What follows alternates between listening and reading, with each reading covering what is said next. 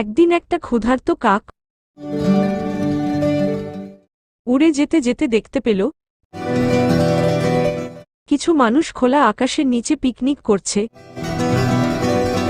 এবং তাদের সামনে অনেক খাবার আছে।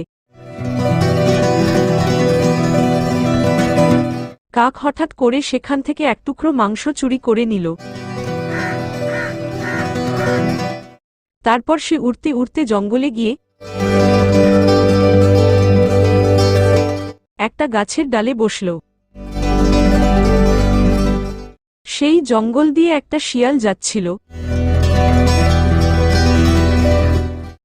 বড্ড খিদে পেয়েছে, কিছু খাবার পেলে খুব ভালো হতো। দেখি সামনের দিকটায় যাই। হঠাৎ তার নজর কাকের দিকে পড়ল এবং কাকের মুখে এক টুকরো মাংস দেখে তার ভীষণ লোভ হল। তারপর শিয়ালটা চিন্তা করতে লাগল কিভাবে কাকের থেকে ওই মাংসের টুকরোটা নিয়ে নেওয়া যায়। অনেক ভেবেচিন্তে সে কাকের দিকে চেয়ে বলতে লাগল, সত্যি কি সুন্দর পাখি তুমি, কি সুন্দর তোমার অঙ্গের বাহার।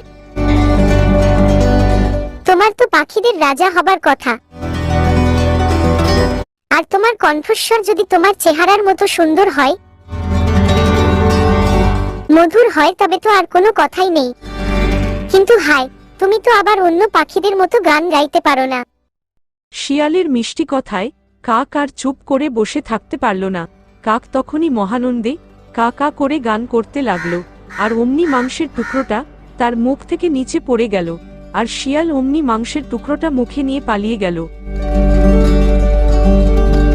উপদেশ: কেবল মূর্খরাই অপরের স্তোকবাককে ভুলে নিজের মুখের খাবার হারায়। তাহলে বন্ধুরা, এই গল্প থেকে আমরা কি শিখতে পেলাম? জীবনে চলার পথে অনেক মানুষদের দেখতে পাওয়া যাবে যারা দুষ্টু, অথচ তাদের সুন্দর মিষ্টি মিষ্টি কথা, তাদের থেকে আমাদের সাবধান থাকতে হবে।